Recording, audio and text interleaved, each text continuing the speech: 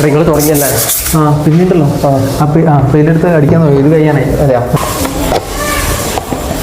നിങ്ങളെന്താ ലേറ്റേ? എടാ അമ്മേൻ്റെ മരുന്ന് തീർന്നു പോയിടാ. രാവിലെ പോയിട്ട് മരുന്ന് വാങ്ങിയിട്ട് വന്ന് നമുക്ക് മരുന്നെല്ലാം കൊടുത്ത് പിന്നെ ഭക്ഷണമെല്ലാം ആക്കണ്ടോ. എല്ലാം ആക്കി വരുമ്പോഴത്തേക്കും നേരം വേടാ. വേറെ ആരും ഇല്ലല്ലോ വീട്ടിൽ. മേശരി കണ്ട അയാളപ്പുറത്തുണ്ട്. അന്ന് ചോദിക്കുകയും ചെയ്തിനാ? ചോദിച്ചിട്ടൊന്നുമില്ല. ഈ ആഴ്ച പണി തീർക്കണേ. അതൊക്കെ തീർക്കാപ്പാ. ഇന്നും ലേറ്റിനല്ലേ? ഈ 10ാം തീയതി പണി തീർത്തോളില്ല. ബർത്ത്ഡേയാണ് കുട്ടീന്. എപ്പം നോക്കിയാൽ ലേറ്റ്.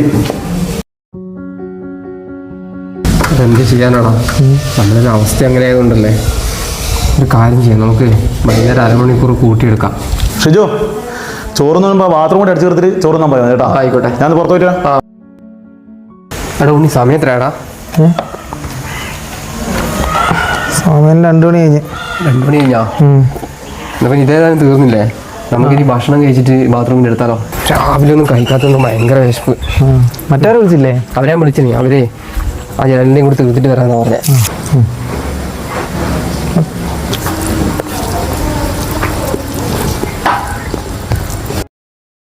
എടാ ആ ബാത്റൂം നിങ്ങൾ തീർത്തില്ല അല്ലേ?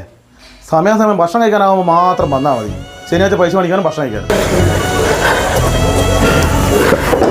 നിങ്ങൾ കഴിക്കുന്നില്ല? വേണ്ടടാ, വയറ് നിറഞ്ഞു. ഉമേഷേട്ടാ, നിങ്ങൾ അങ്ങനെ പറയേണ്ടി വരും. വേറെ വീട്ടിലാരുമില്ല. ആ വേറെ തന്നെ രാവിലെ ഭക്ഷണം വെച്ചിട്ട്.